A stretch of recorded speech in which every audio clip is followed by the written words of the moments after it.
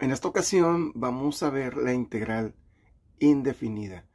Bien, tenemos como ejemplo esta función que es 2x y la vamos a pasar por un proceso que ustedes ya saben que es derivar.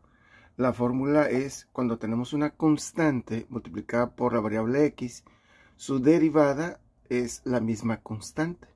Entonces, derivar 2x, que es una constante que es 2 por la variable x, a la hora de pasarla por el proceso de derivación, pues obtenemos la constante, o sea, el 2, como se ve aquí.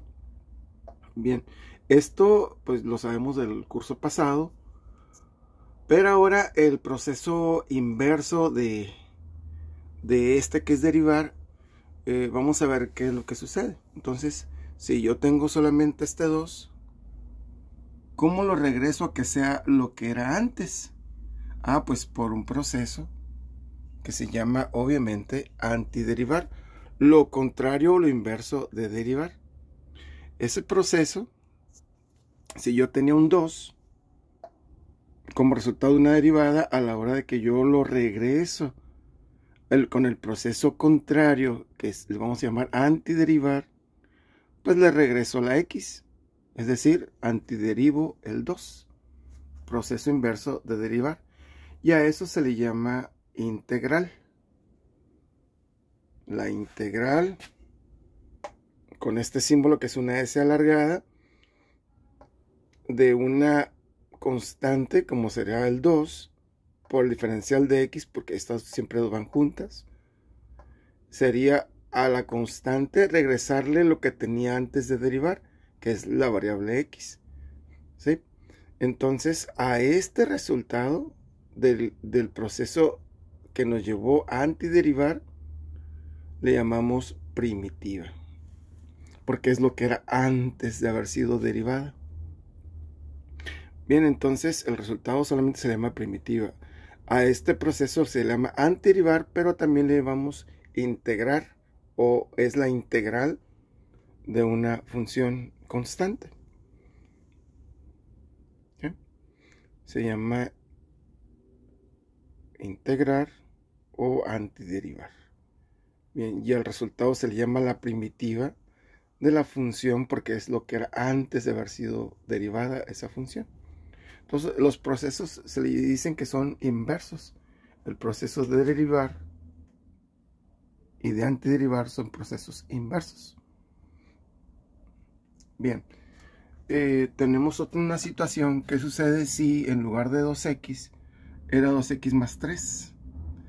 Pues recordando la derivada de una constante por la variable x, derivarla nos daba la misma constante, es decir, desaparece la x, solamente queda la constante que es en este caso el 2.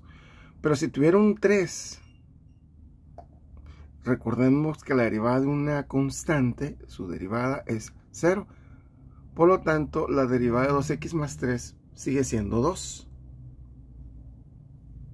Y si sigue siendo 2, ¿qué pasa a la hora de que nosotros antiderivemos ese 2?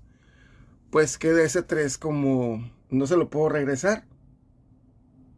Entonces, por lo tanto, cuando yo integro una función constante o cualquier función de hecho, que yo integro esta función constante para ver qué era antes de haber sido derivada y le regreso la variable x, yo forzosamente, como no sé si había una constante después de la constante y la variable x, yo no sé si le sumaba o le restaba, si había o no. Por eso siempre que nosotros integremos una función, cualquier función, le vamos a agregar esta c, que es una constante.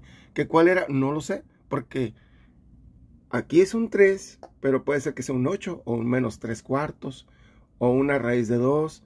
No sabemos qué constante habría ahí.